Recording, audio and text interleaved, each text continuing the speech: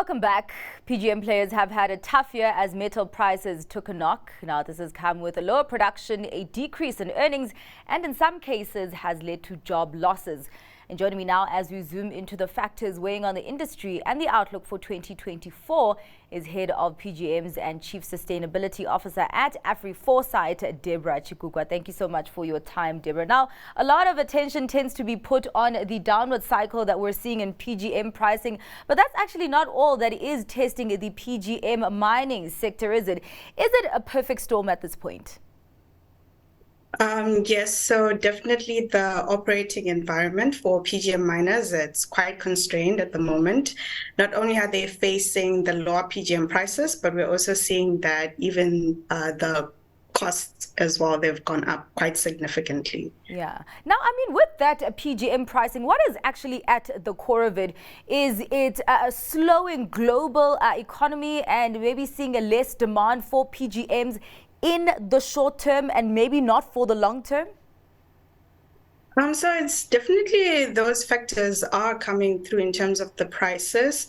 For the PGMs that we Afriforesight look at, particularly it's platinum, palladium, and rhodium. And for all three, we've seen a slowing down in terms of auto demand and industrial demand as well. And in the interim, we're expecting that that will continue to be the case. And definitely the global growth concerns as well, those are coming in, and the high interest rates are also curbing demand, especially in the auto sector. So that is why we continue seeing the prices being curbed at the moment. All right.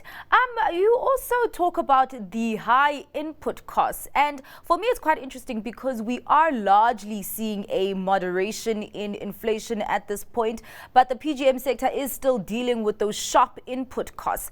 Why is the inflation moderation not filtering through there? So there are a couple of factors that are coming through in terms of production costs for PGM miners.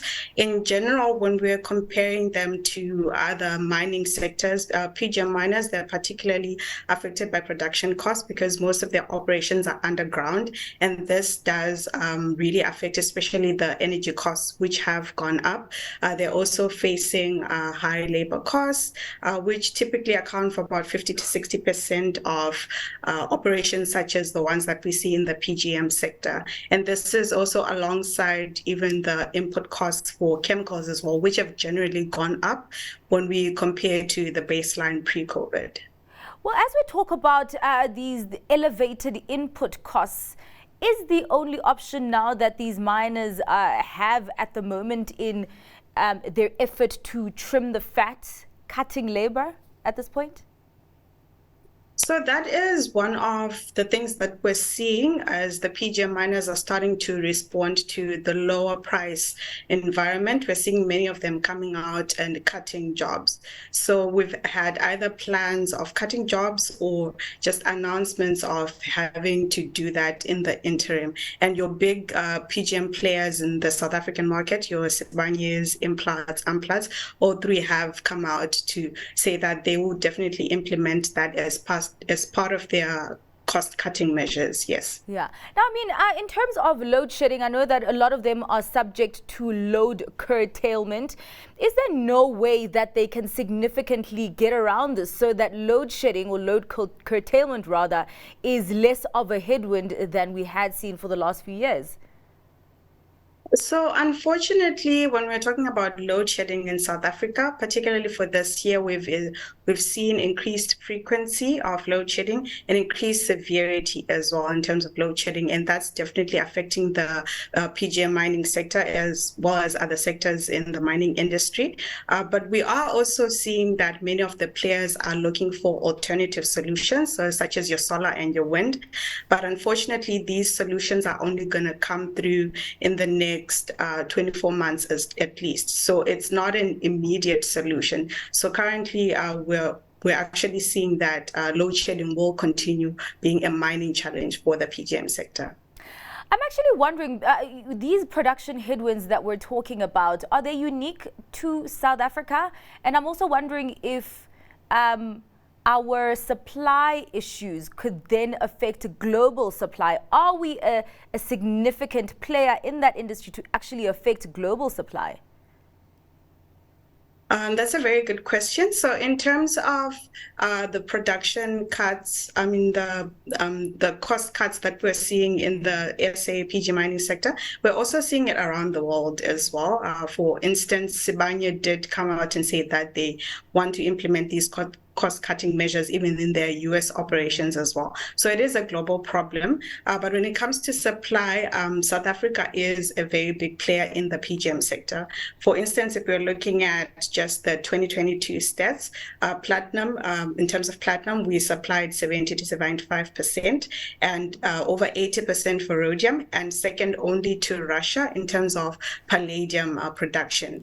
And actually, if load shedding wasn't an issue, we actually could have come out as the #1 producer for palladium as well in 2022.